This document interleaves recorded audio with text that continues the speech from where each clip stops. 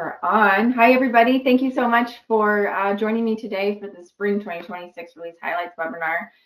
It's been a minute since I've done one of these webinars, and I'm excited to be back doing it, especially for this for the spring release. There's a lot in here.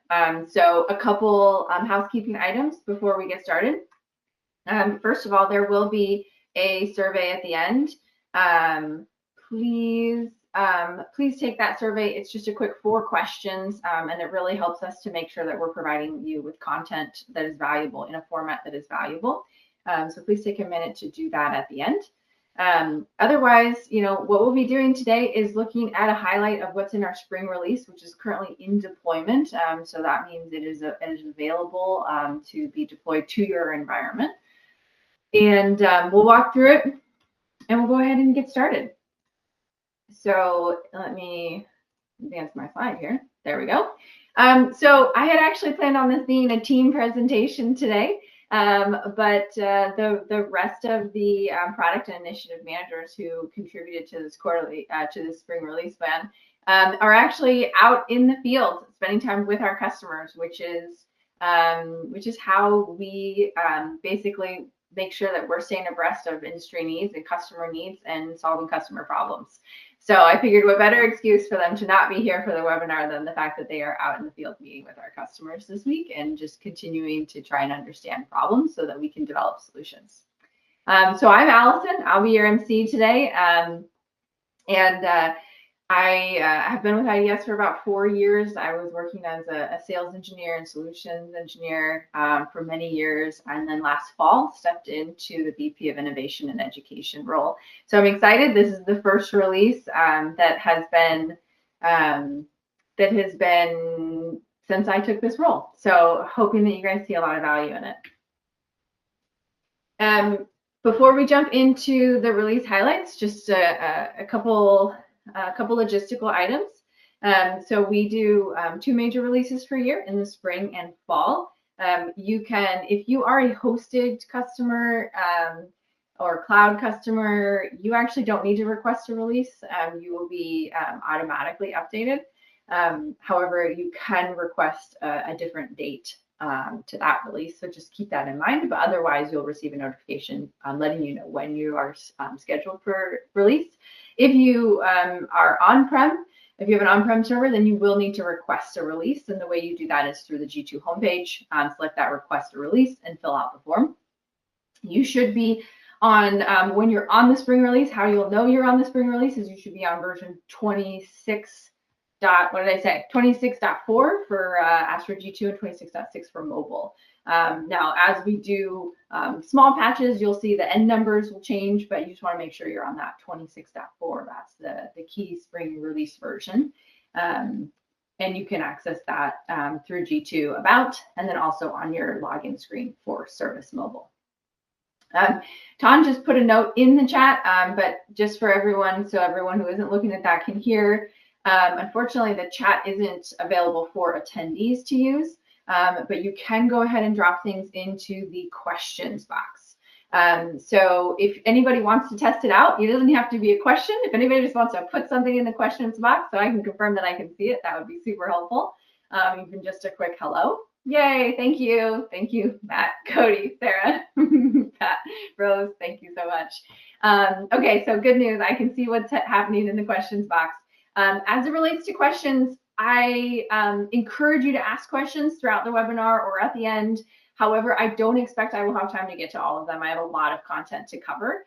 So ask your questions. We are capturing them, and we will make sure that we get you answers.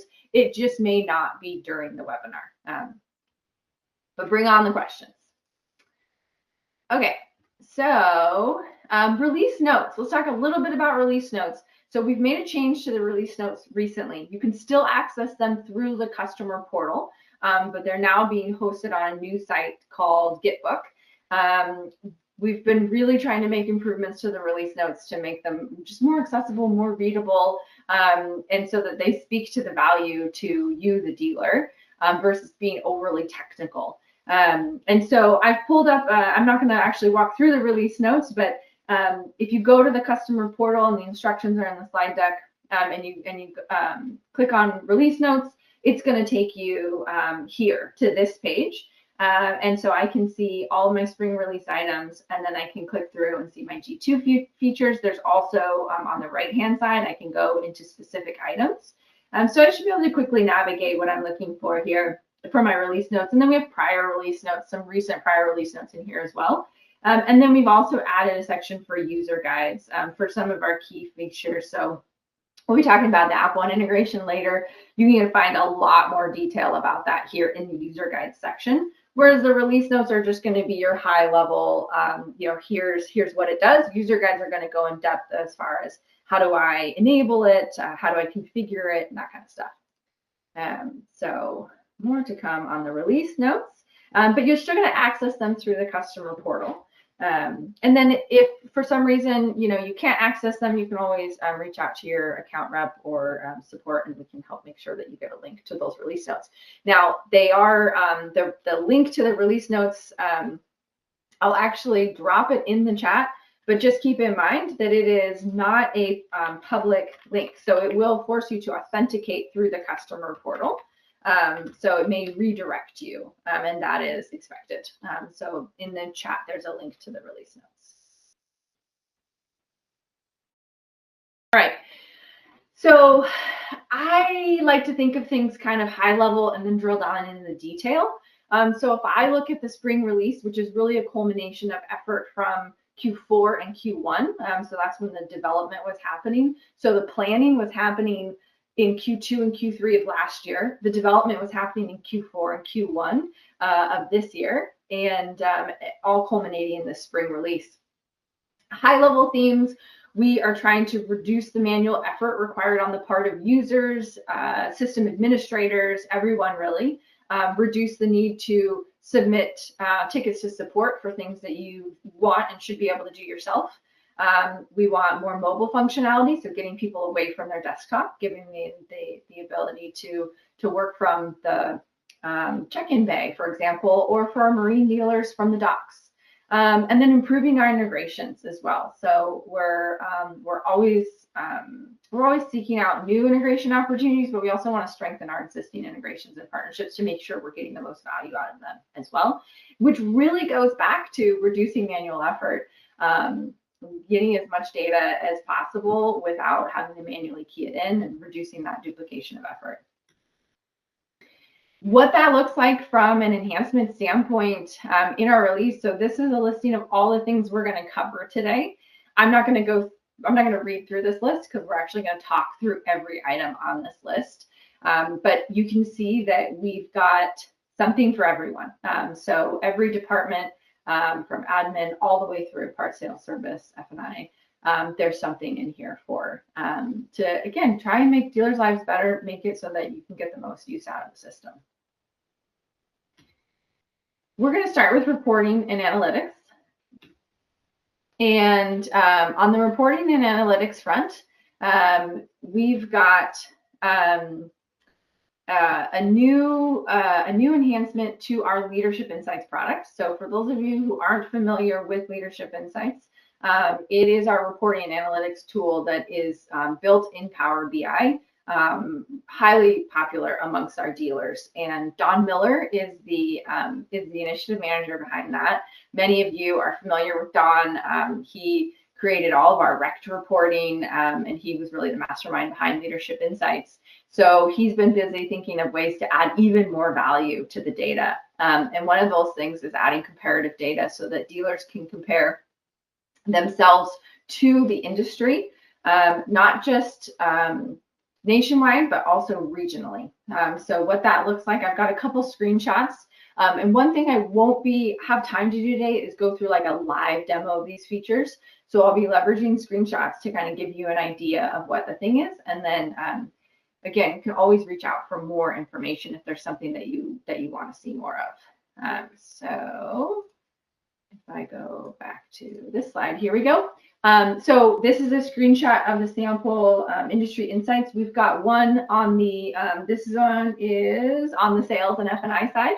And then we've also got one for fixed ops as well. So comparing dealer data to their region, which is automatically assigned based on where they're located, and then also to the whole US. We also have a version of this for Canada as well. And this is just for our RV dealers right now. And so lots of different metrics where you can see how you stack up to the industry. And here you're seeing for sales and F&I. And then this next screen is going to be for service and parts, tech averages, parts averages, and then also trending over time. So that's what that bottom half of the screen is. Both of these reports have filtering available. So you can see in the top right-hand corner of this one, we've got the ability to filter by job type, external warranty, or internal. So you can see how you stack up in aggregate, but also for any particular bill type, or in the case of, if I go back a slide, for any particular designation. So if you want to see how you stack up just for new units, used or consigned, you can do that as well. And you can set different date filters. So this one is an example of year to date, and my other one is looking, oh yeah, they're both year to date. But you can set your date filters as well. So if you want to see a whole year, all of last year, you could do that. And as a reminder, in general, Leadership Insights has 5 years worth of historical data in it. So lots there for analysis. Also on the reporting front, we added a deleted deals report. And so really this is just about giving that audit trail visibility to dealers so that they can see when a deal has been canceled. So the way we cancel a deal in IDS is by deleting it. And this actually then creates a report that shows all the deleted deals, who canceled or deleted that deal. So we've got an audit trail now. It is access to the report is controlled by security. So there's a subroutine security code that as long as the user meets the minimum security, then they would have access and visibility of that report. It's going to be found in the other finance reports right within G2. So what I try to do on these slides is I try to include a path to where either the permission is controlled or the report exists. I will provide a copy of this presentation afterwards. So don't feel like you have to write everything down, all the menu paths and everything. I intentionally create the deck this way so that I can provide it as a tool to attendees to be able to quickly get to where they're going. So by default, with the release rolling out, this report will be available and it will set a default value of 10. So any users who have 10 or above subroutine security level will have access to this report, and then you can adjust that through your admin subroutine security page. Moving on to accounting and admin, we have several different things in this bucket. I kind of lump accounting and admin together because it's usually the same person who's managing both of these things functionally. So we have enhanced our AP import functionality to include fields that basically allow you to import floor plan payable invoices and schedule to curtailments and interest. So those are new fields that have been added to the existing AP import functionality. I do like to throw in did you knows occasionally when something like this comes up. So what I think a lot of people don't know is that you can actually import an AP, you can import a payable from multiple vendors from a single import file. Now there's some limitations to this in that you can only, when you import that file, it's going to have every transaction is going to have the same date and invoice number. So really this is ideal for those monthly credit card transactions where you've got a whole bunch of credit card transactions. You want to maintain your vendor history. So you want to know in your financials who you're buying credit cards from versus just like lump summing everything to an expense account. You can take that credit card expense detail from your bank and you can actually import it in. And by using the vendor code D as in dog, it actually allows you to, it'll actually create a payable for every vendor. Great way to import your credit card transactions. There is a instructional document just on this piece alone. So I'd highly recommend if this is something you're interested in, reach out to your account manager and they can send you the document or a link to the document so that you can do this multi-vendor import. Penny rounding. So as most people know now, the U.S. Treasury has stopped making pennies. So we're already experiencing a penny shortage. In light of that, we have added penny rounding for U.S. dealers. This was existing functionality for Canadian dealers. They got rid of the penny a long time ago. So the reason why this says it allows U.S. dealers is because dealers who already had the flag as being a Canadian dealer already had penny rounding. So what we did was we enabled this, just the penny rounding aspect for our US dealers. So you can go into, it's a global config, meaning that it'll impact all of your locations. So if you turn penny rounding on, it's going to turn it on for all locations. And it's going to round up or down to the nearest 5 cents. And you would enable this by going into your global configs number 44 and just changing that designation to yes. This only applies to cash transactions, right? This does not impact credit card or check purchases, anything like that. Just those cash transactions, the system will automatically round for you.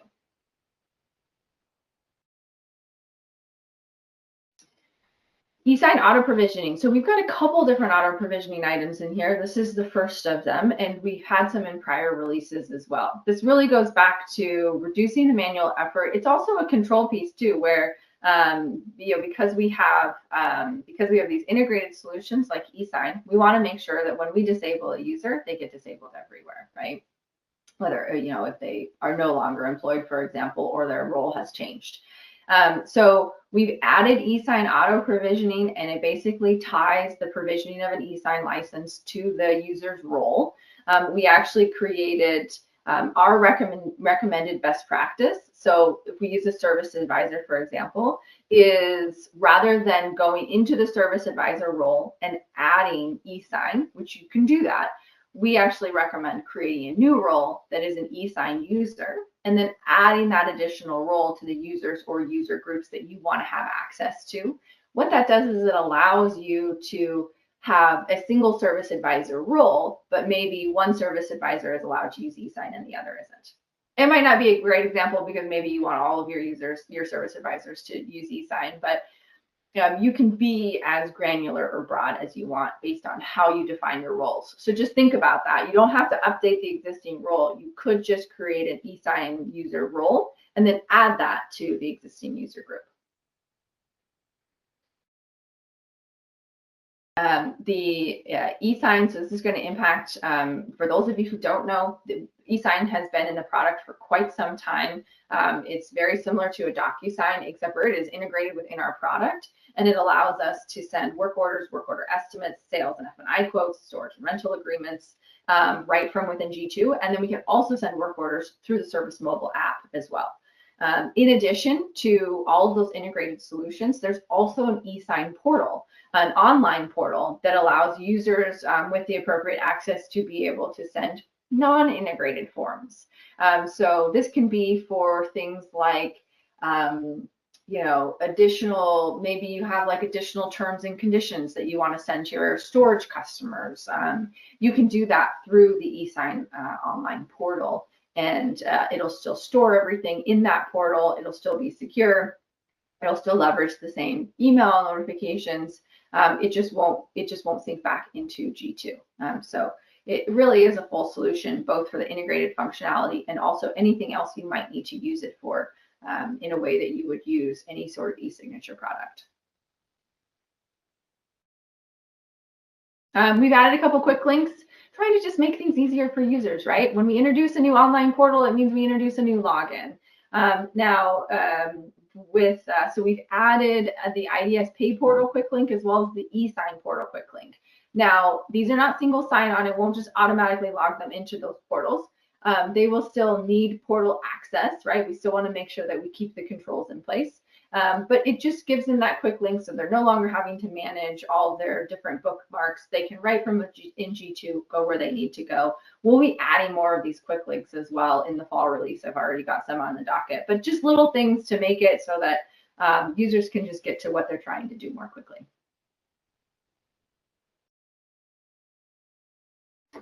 All right, so referenced refunds.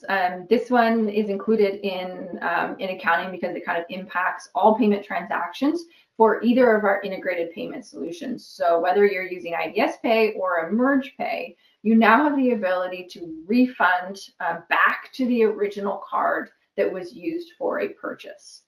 So prior to this, as many of you probably know, you had to do, if you wanted to do a refund, you had to do a negative transaction that was a new transaction, and then the customer would have to present a card in order for you to refund it back to. With reference refunds, you're actually able to, from the original transaction, initiate that refund back to the purchasing card. So really helps reduce fraud, makes it easier to manage the refund process. And you're not having to create these negative transactions for refunds anymore. And again, this just applies to our integrated credit card payment solution for the reference refunds.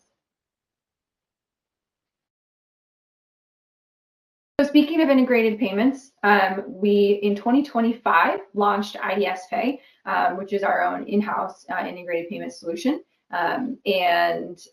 We've got a lot of customers on it and excited to share some new functionality that we've brought with the spring release. So IDS Pay, you've got your, we've got mobile terminals, we've got hardware terminals, all the benefits from an integrated payment solution, of course, making checkout faster, eliminating human error. And again, reducing the duplicate entry of I have to enter it on my credit card machine and then I have to enter it in the system. You can just enter it one time. You take payment from within the system, it charges the card, it applies the transaction. What we've done in the spring release is we have enhanced portal access so we can access it from within G2. But for IDS Pay, we also added an additional security layer where it's kind of akin to auto provisioning, but basically if I have access to the IDS portal as set in my user, then it's going to then allow me to log into the IDS Pay portal. And that's going to generally be for the accounting folks, right, who need to go in to reconcile their daily deposits, whatever the case may be. So we're now tying that to IDS permissions as well as providing that link for easier access, but also more secure access. Or not more secure, just secure. Automated bank updates. So this was, I talked about the product managers being out in the field right now. This is one. Cliff spent a lot of time with our customers last year, and one of the pain points was the time it took to do the daily bank reconciliations for all these credit card charges. And we thought, why does this need to be a manual process? The transactions are posting in IDS Pay and they're posting in G2, and why can't the systems just reconcile themselves? So that's exactly what we built. We built an automated daily bank update process. You will need to reach out to support to get this enabled. There's no additional cost to this. There's just some stuff on the back end that they need to set up. And then there's some setup information as well in the user guides of what you do on the admin side. But this will basically create, for your integrated credit card payments, this will automatically create your nightly bank deposits. So as transactions hit your bank account, the system will create the bank deposits for you. So now you can get away from the manual reconciliation and you can just focus on auditing any discrepancies.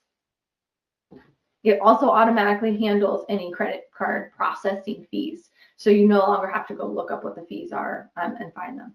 And then of course, there's reporting available to see your reconciliations. So I do see one question related to this that I will answer really quick. The automatic bank updates do only work with IDS Pay. That is correct. This is the reference refunds is a payments-wide feature. The automatic bank updates is specifically for IDS Pay.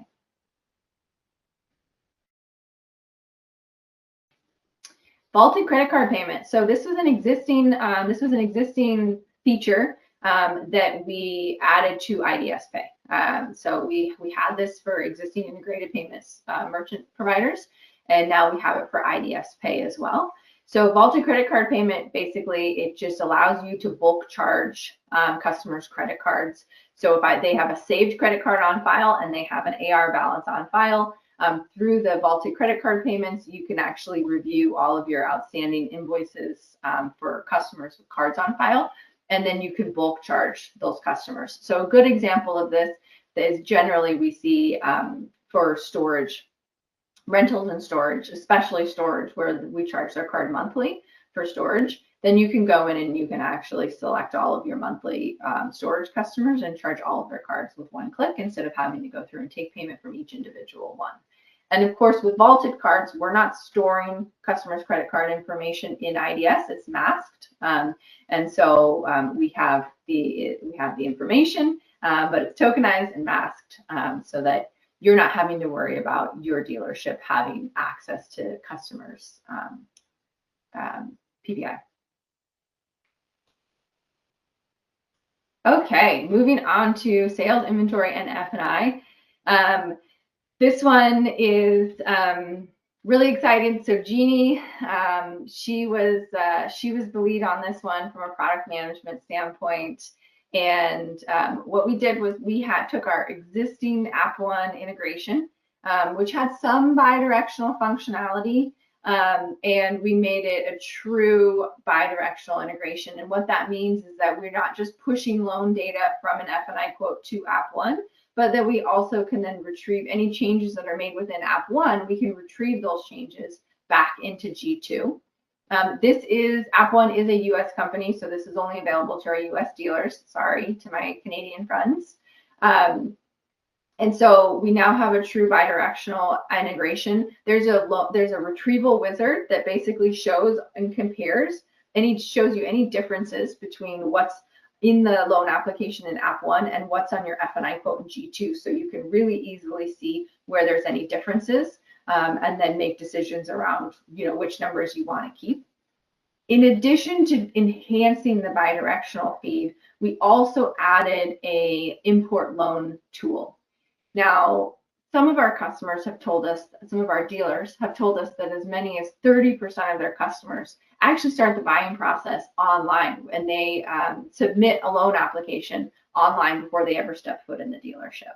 And so what we did was we had all these customers that were filling out a loan application online. Then they would come into the dealership, and the F&I manager would have to then create another loan application for them, because there was no way to link that existing loan application with an F&I quote and marry the two. So with the loan import tool, you can now actually take an existing loan application that's started in AppOne, and you can import the information from that loan application into an F&I quote, either an existing F&I quote or create a new F&I quote. And again, you're going to get that that kind of comparison, that loan retrieval comparison wizard, that's going to show you exactly what data points are in AppOne versus what's in your F&I quote, so that you can make sure you're bringing back the most accurate data. We see this as a huge time savings for our F&I managers, and also for our title clerks and our deal posters, because the less manual data entry that happens on the front end, the fewer errors there are. And then also with fewer errors, there should be fewer funding delays too. So a lot of benefits to this. We're really excited about the AppOne enhanced integration here. We've made some updates to our online CRM. Again, we want to make it easier for dealerships to manage their data themselves. Before, you had to send a ticket to support to do data cleanup. Now you can take bulk action to disqualify leads, to mark opportunities as lost, or delete activities. All of these are controlled by permission, so users have to have adequate permission to be able to do these things. And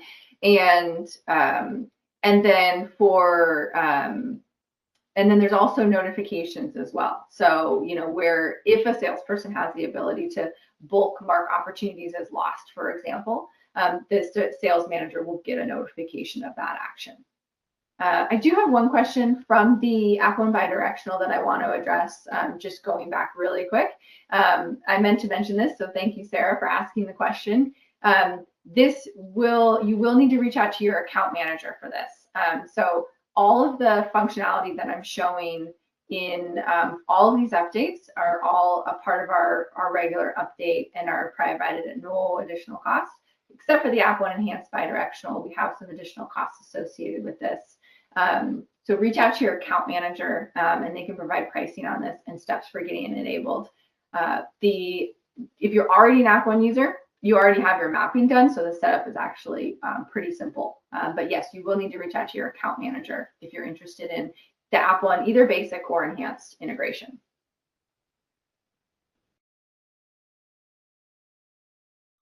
Open recalls. So I wasn't sure where to put this one because it really impacts the whole dealership. But I went ahead and put it in sales because this particular update impacts the ability to quote a unit with an open recall. So this is a change to the prior logic. The prior logic for open recalls was that if a new or used unit had an open recall against it, it would prevent a salesperson from adding it to a sales quote or an F&I quote or a deal. We have split the permissions for new and used. So now that the security codes that prevent quoting a unit with an open recall only pertain to new units. And this was based on feedback from our dealers that said, hey, look, this really only applies from a legal standpoint to new. We still want the ability to quote used. Now, again, this is driven by subroutine security levels. So you get to decide which users in your dealership are able to quote a deal with an open recall against it. Generally, sales managers are allowed to, salespeople aren't, but that is up to you how you manage it. And then we've also improved the error message, so it's really clear why the user is being blocked from proceeding. So I put an example error message in there. It has open recalls, so you don't have permission to quote a unit with open recalls. And then at the very bottom, you would need subroutine security code, blah, blah, blah. So it's another thing from a high level. We're trying to improve our error messages. As everything that we touch, we want to make sure it has a better error message so that it's really clear, why am I being held up and how do I fix it? So that's an element here too. So for the open recalls, we've just split it so that new units are restricted based on this permission, but other unit designations are not inherently restricted from being quoted by this particular security level.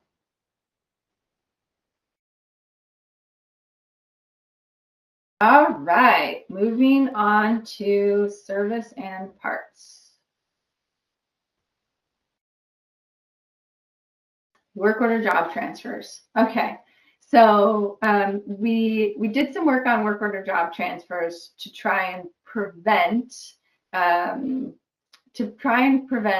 data errors. So I'll back up a little bit.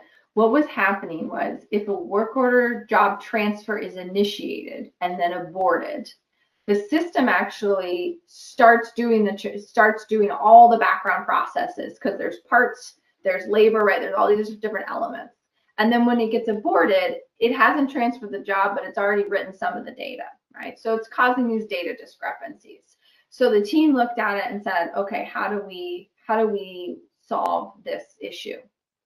So what we did is we added a pre-transfer validation that looks for, before it transfers anything, the system checks for any record locks, anything that would prevent any piece of that job from transferring. And then won't allow the transfer to complete if there's any locks. On the user aborting the process standpoint, it is more difficult to prevent that. So what we did was we beefed up the error message. So we kind of took a two-prong approach to this. We added the pre-transfer validation, but then we also added this big warning message that said, do not close this window. Because if you close it partway through, it's going to cause issues.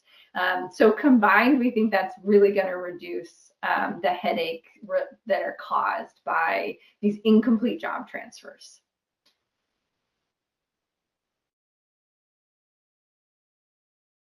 Job type support. So some of our dealers use job types to as a way to better categorize the accounting of different service jobs to specific GL accounts.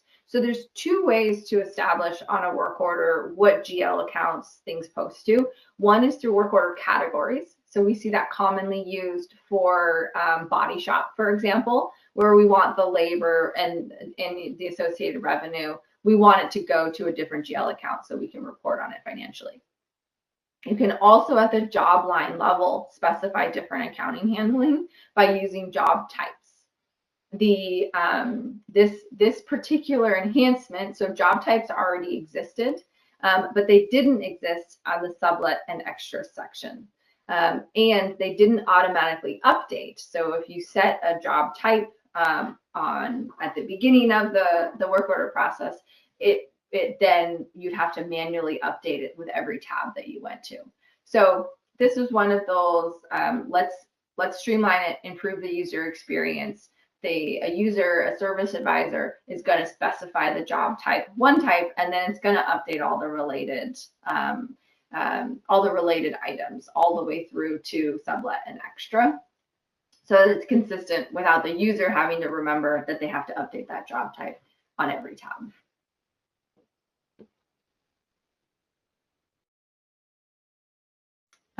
Okay, so moving over to parts requests online, we had a situation where parts requests online wasn't behaving consistently with G2 when it comes to user locations. So if I go to parts maintenance, maintain parts in G2, regardless of my access permissions to other locations, I can see what parts I have on hand at my other locations, right?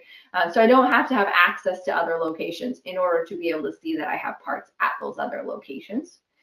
So this update to Parts Request Online, aka Pro, was to make it so that it behaved the same within our part request tool.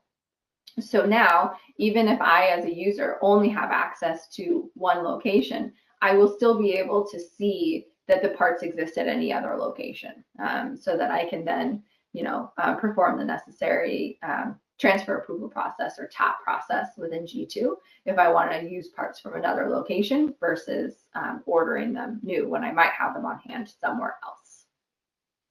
So creating some consistency there, and also just making it easier for parts people to get through the parts request process.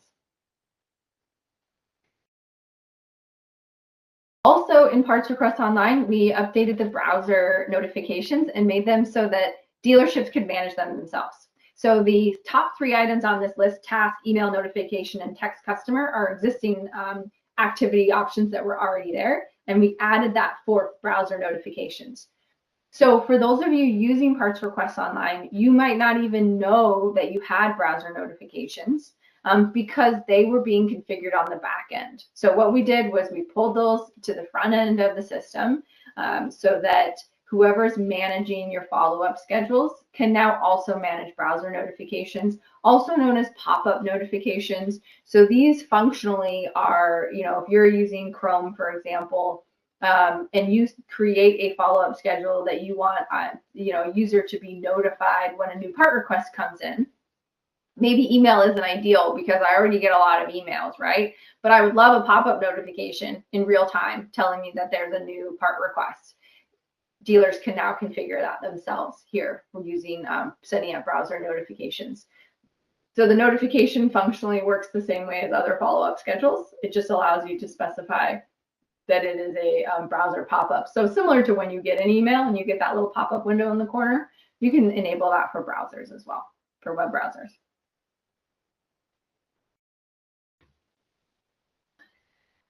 Service mobile auto provisioning. So here's another one that we added. For anyone who's ever set up a new technician, you know that it is a bit of a laborious process. So we were looking to streamline that a little bit. And so what we did was we added, again, through that role management, instead of having to manually assign a service advisor a role and then go into license manager and manually assign them a license, the system will now, if they have a role that includes the work order, the service mobile task, it will now auto assign them a license. And conversely, it will unassign that license if they lose that privilege. One thing to keep in mind here is that you need to make sure on the new user wizard that they have their work email address for in their user record, because that is the email address that they'll use to log into Service Mobile. But you no longer have to manually add Service Mobile licenses through the license manager in G2. You can just set up your user, and if your user was set up as a Service Mobile user, it's going to assign the license to them so that they can log in. And if their email address changes in the new user wizard, then their email address that they log in with will change. So just keep that in mind. And that's already the case, the email address linking piece. You'll also notice down at the bottom of that box, it says mobile service, there's the time clock, work order payments, and then work orders. So that is a new permission that was added for brand new functionality. You'll notice one of the themes was more mobile. So we added, it actually took 2 full quarters. It was not a small thing to build. We added the ability to create a work order from Service Mobile. So existing functionality was I had to create the work order for my desktop. And once I create a work order, either by converting an appointment to a work order or manually creating one or converting an estimate, then I could go to my mobile app and I could start the check-in process, right? And what we heard was, hey, I want to skip that step. I don't want to have to start at my desktop. I want to be able to meet my customer out at their unit, and I want to be able to get them checked in. Or I want to do a new unit check-in for warranty, for the DAF process, right? And then, of course, for our marine dealers, I want to be able to enable my service mobile techs. And we have that on the RV side as well, too. You know, I want a mobile tech to be able to create a work order and then record what he did or she did. So we added the work order creation. Again, it's managed through roles. So you can have a service technician that has the ability to create work orders or not. So again, you get to decide, give you the flexibility to decide what users can do this and what users can't. So you might have you might create a different role for an in-house technician than you do for a mobile technician, and you might give that mobile technician the ability to create work orders. It's totally up to you. This is a brand new feature, and it is provided to our dealers at no additional cost. You just need to set up the, now we do have to enable a license on the back end. So if you're interested in trying this out, shoot an email to support and they'll get it enabled for you. And then you'll need to make sure that the users that you want doing it are set up appropriately within, and if I go back a slide, within your maintain roles. That's where you're going to make sure that you have that work order box selected. A couple caveats about this. So it's a new workflow. So your users of Service Mobile, if they've taken the latest update, might have already noticed that the user interface looks a little bit different because we now have that create button up at the top of the screen.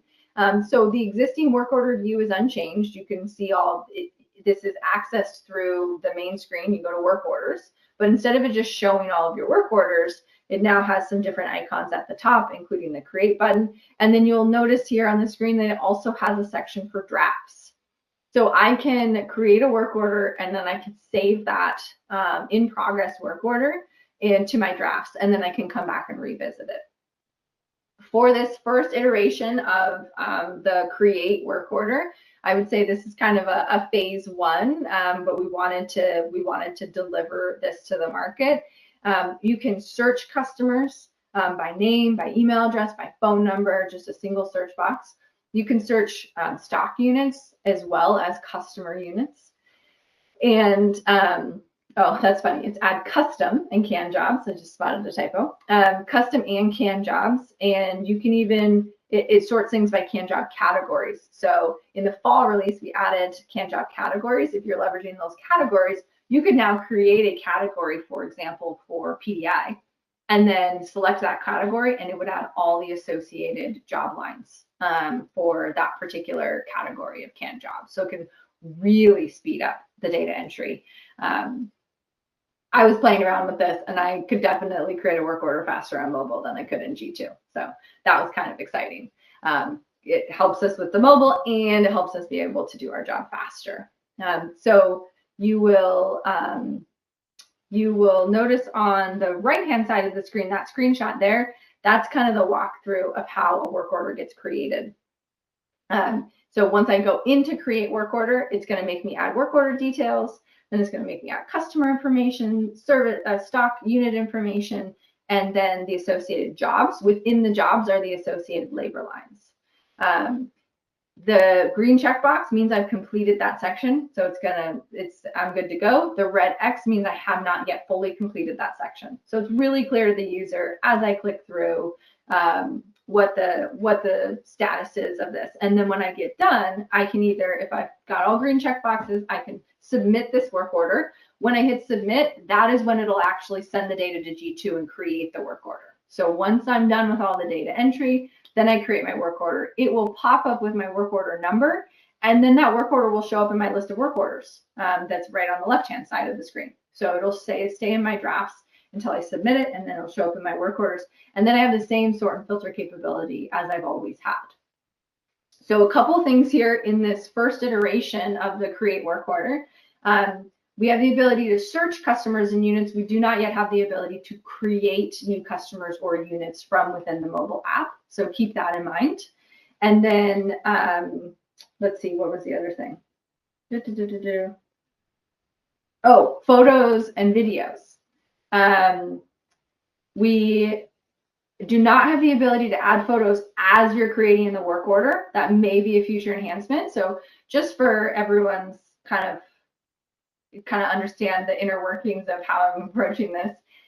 So we'll release this, and then we will we'll take customer feedback over the next several months, right? We'll take all the feedback we can get, and then that will dictate, what enhancements we make to the product. So we really want to leverage customer feedback to make sure we're solving the right problems. So in this phase one, we don't have the create ability, and we don't add pictures as we're creating the work order. But as soon as that work order is created, then it functionally is the same as any other existing work order in the Service mobile app, which means I can open that work order. I could add additional job lines. That's when I can add photos and even video. So we are rolling out a video option. If you're interested in adding video, reach out to your account manager and we can get that set up for you as well. All of these Service mobile enhancements are included at no additional cost. We'd love for you to start using them and provide us with our feedback. If you want to be a pilot customer, reach out to your account manager, let me know, and it'll help kind of drive what updates we might see in the fall release.